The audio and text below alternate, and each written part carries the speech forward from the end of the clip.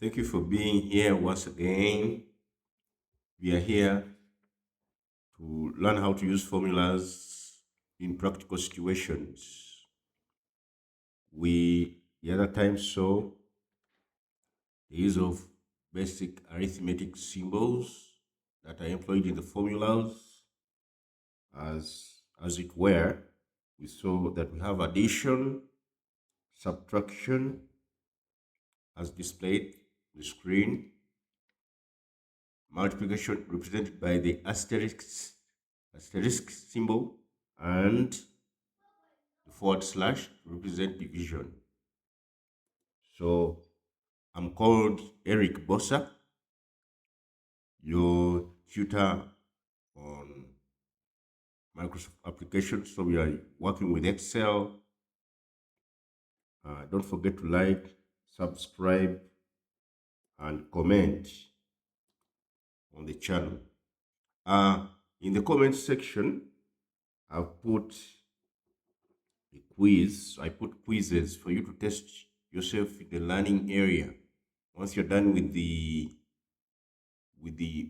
exercise, you turn to the quiz, tap the link in the comment section, and it opens you a quiz, online quiz. Submit your answers, read and submit your answers, and you are assessed right away. So try to take note of that and take the opportunity to test yourself in the learning area to see how you have covered the learning area. So we go ahead to look at the applications. We are going to learn how to, we are going to work using three projects. We are going to learn how to create a shopping list with automated calculations. Then we shall look at the bookkeeping. We shall look at bookkeeping and a class mark sheet. So these are the three case studies that we are going to look at. Starting with the shopping list, here we have one.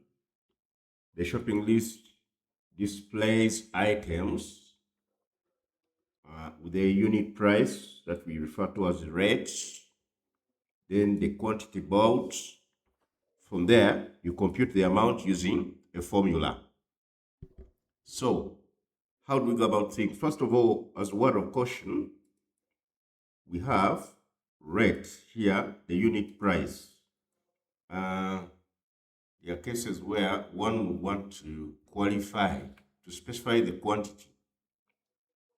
For example, for quantity, someone may specify, maybe he has bought, if it is sugar, someone specifies that there are 3 kilos. 3 kilos. So if you put text in addition to the numerical value, the computer will not make up that this is a numerical computation. So this will be alphanumeric text, and the application cannot make out of it, not human to understand this. So this one will return an error message because you have appended text to a number. So we are supposed to use plain numbers. Otherwise, there's a way we can use the computer to qualify, to put additional information if you need it to happen for the sake of currencies. Someone may put, if it is in dollars, someone may want to signify that this is $3. If you do this, it will return an erroneous calculation because we are going to have our calculations here. Let me illustrate it. If we, for example, we are going to have rate by quantity, unit price by quantity to get the amount. So that is the mathematical computation. So we shall multiply two values, the quantity in this address. So in a case like this, if I make a calculation, the application will return an error. Let's look at it. If I multiply quantity, unit price by quantity, so the system will give an error because here we are having text appended to the numerical value. Likewise here, it will be the same problem. If I replicate the formula, here it will also give an error.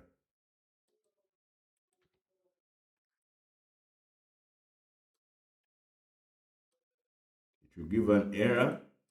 So, but here where it is plain, they are plain numbers, the errors will not be got, because here the numbers are plain. It is calculating number by number. But here, because there's additional character in addition to the numerical value, it will have to return an error. So you can also see that when you remove the text, the error goes away. So that's the word of caution when you are making entries. You have to use plain numbers. Otherwise, we shall see how to format in case you need to put like currencies. We shall see how to do it systemically with the application doing it, and the errors are overridden. Otherwise, we go ahead to see how the computation happens. We've said when we have to get the amount, it's a function of the rate and quantity. Rate multiplied by quantity to get the amount. If I bought 5 books, if I bought a book at $5, here it's dollars, and I bought 12 books, then I get the amount by calculating using the spreadsheet. So here we get to use the appropriate symbols on the keyboard. You start the formula with an equal sign to notify the application that we are now moving to formula mode. Then we put the operators and the values. The values are addresses, as we have seen already. The practical way of doing it is having addresses for the values. What do we do to get the values or the addresses? You run the cursor to where you want to pick the values and click. So the system puts the address automatically. So when you run the cursor to where you want the value to be picked, you click and the system puts the value for you. Then get the appropriate symbol. Because we are multiplying, we shall use the asterisk. Then go to the second value, choose it, and have the formula expressed that way.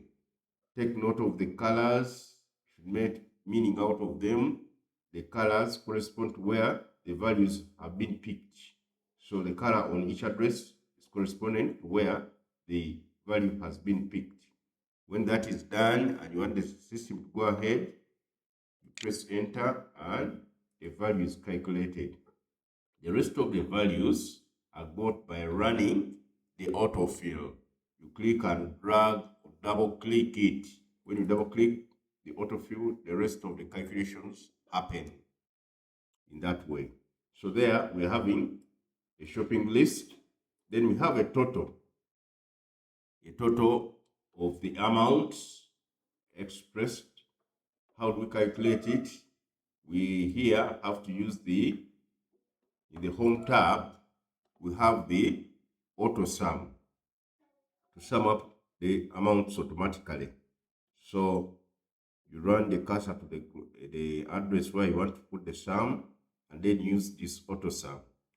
An automatic way, we shall see later how it is explicit, but here we use the short way.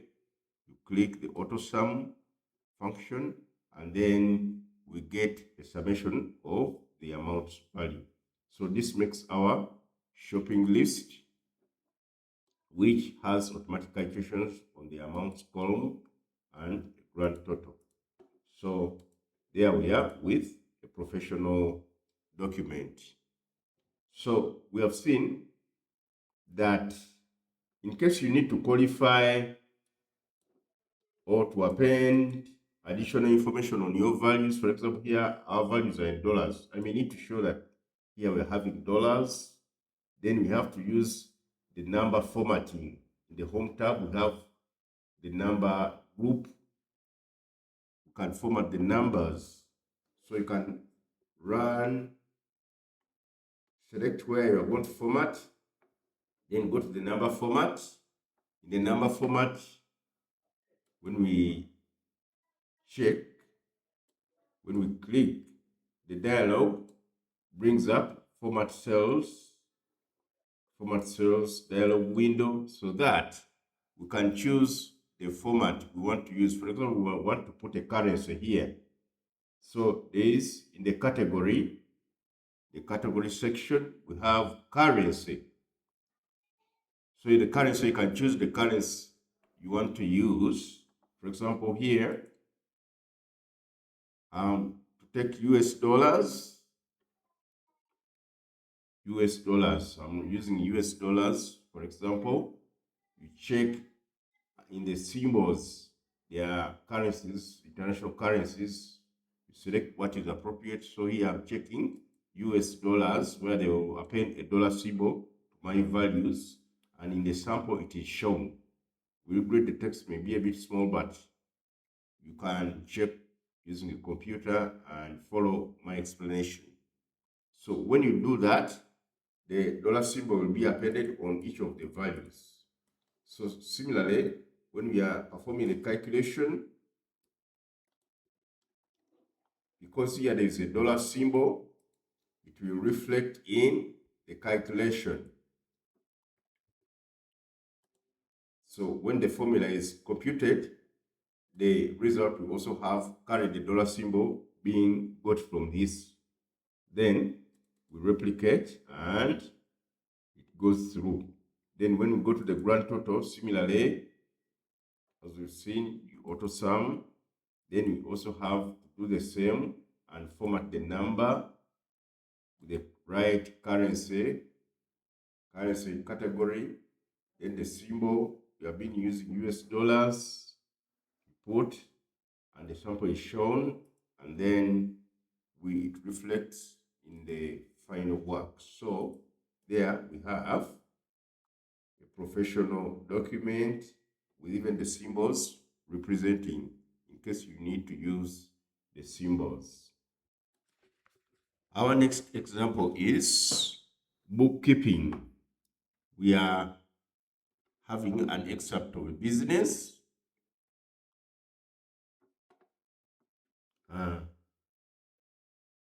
The business records data weekly. So as we are being shown, each column is showing data for that week. We have week 1, week 2, week 3, week 4, each in a column. So, and we are being shown the label information shows income sources from sales, from commission, and transferred income. Then they are totaled up accordingly, and then expenses are also shown from communication, salaries, and rent. So to get a profit and loss, it's a difference between total income and total expenditure. So here we shall be showing that we shall sum up the income, that address, all the income from sales, from commission, from transferred income being summed up here. And then likewise, the expenditures from communication as an expenditure, salaries, and rent, the trial will be summed up here. So here we shall have a total income arising from this as a source of income, and then a total expenditure arising from these three as a total expenditure. The difference between the two will give us the profit.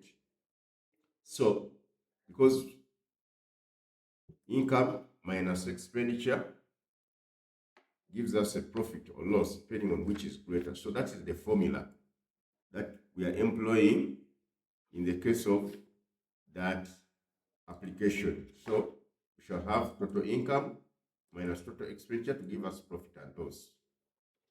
Now, what do we do? Here we have to use a formula to calculate the totals for the income. As it were,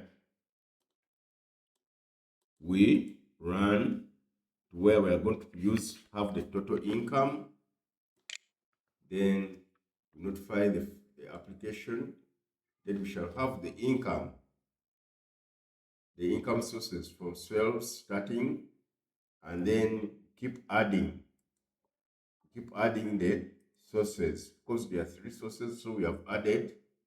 Then this makes up for our formula of addition of the income sources. And then we set the system to compute. Then, likewise, the expenditure, which we'll have to follow here, we do the same.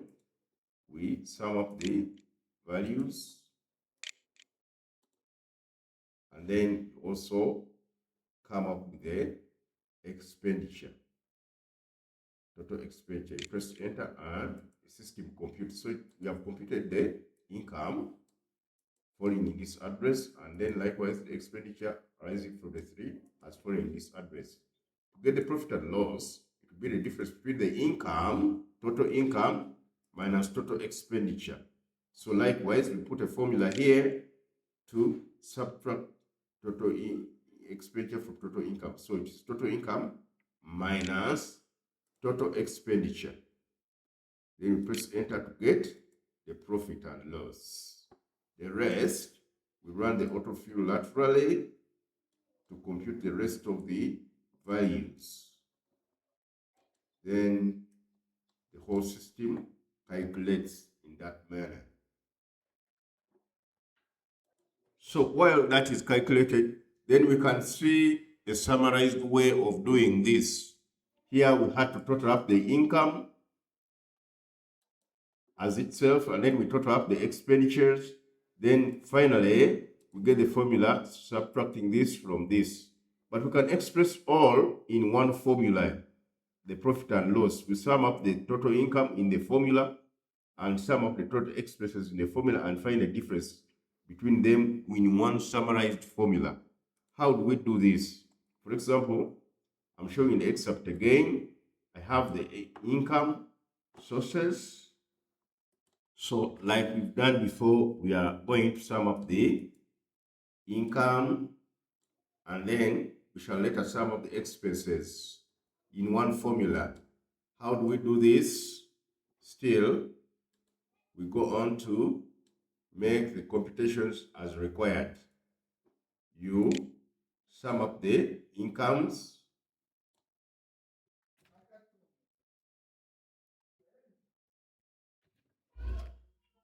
we sum up the incomes. Let's try to illustrate it. We are going to sum up the incomes. As it were, we open up the system, and then the incomes are 3 in this address. So we are summing up the incomes.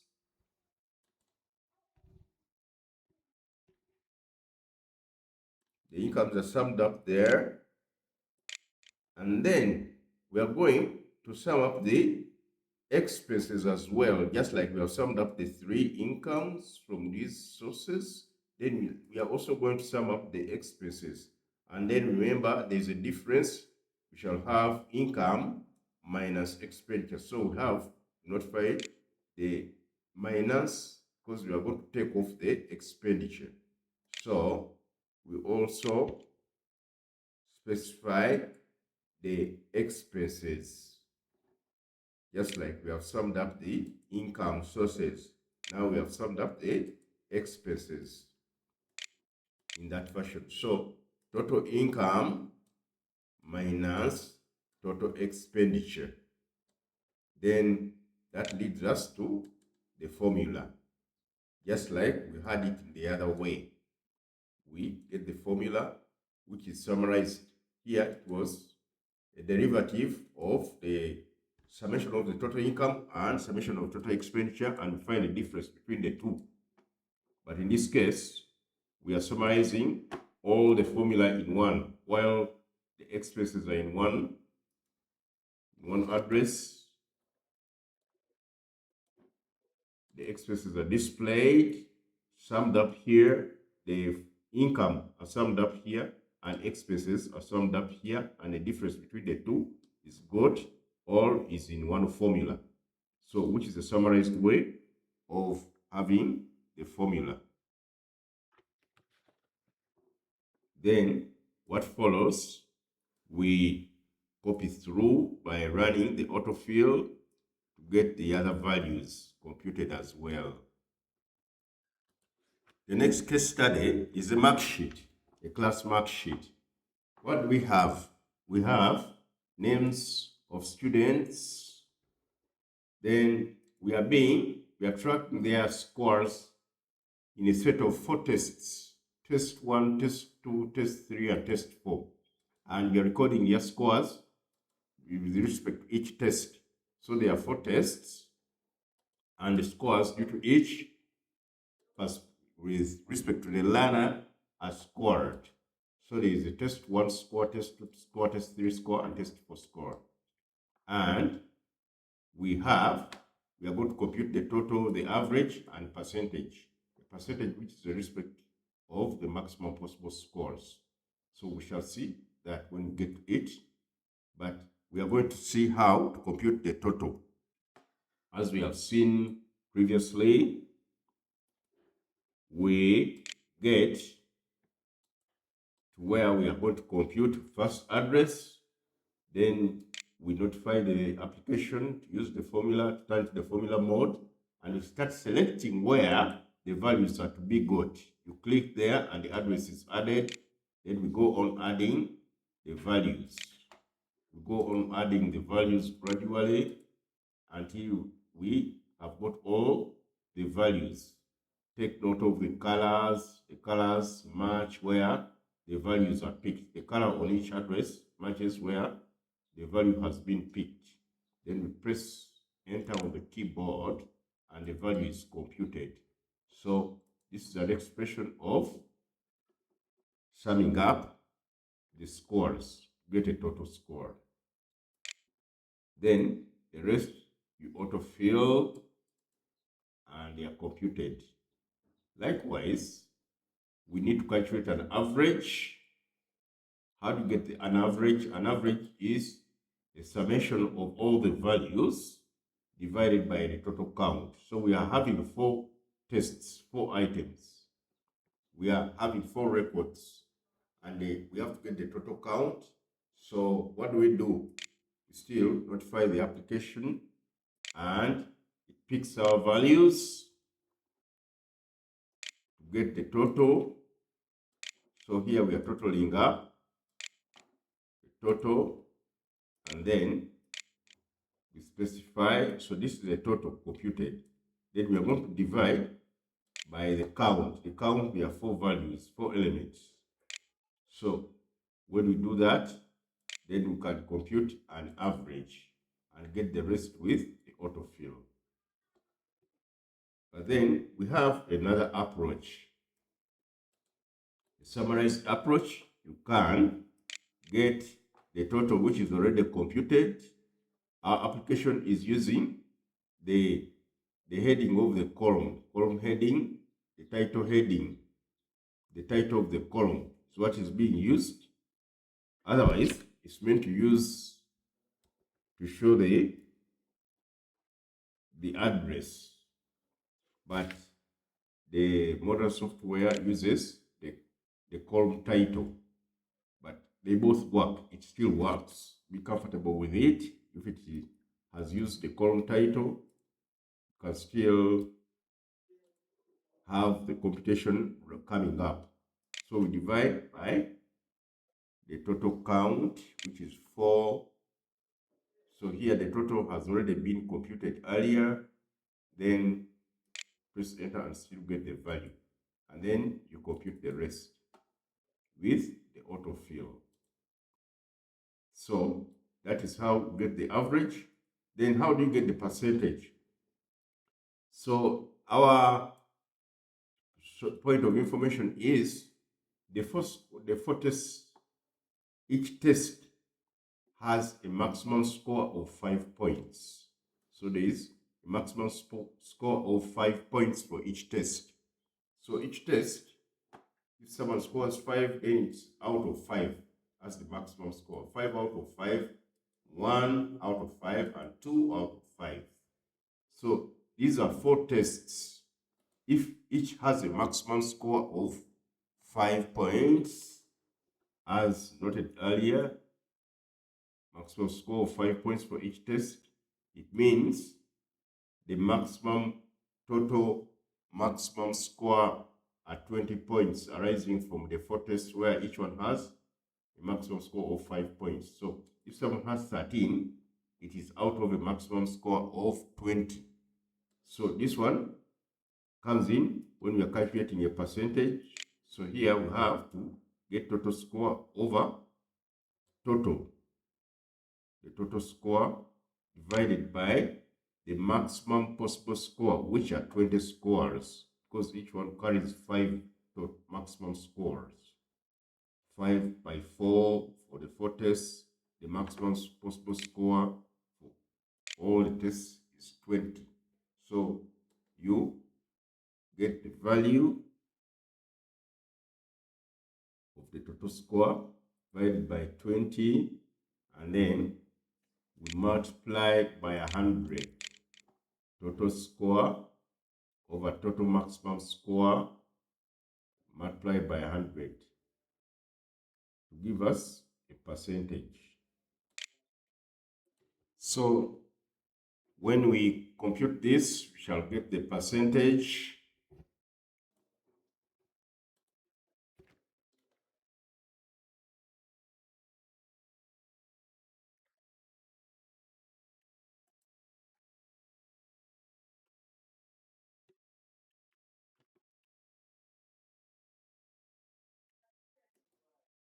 Don't forget to like, subscribe, and comment. So in the comment section, we have put a quiz for you to test yourself in the learning area. Thank you for your attention.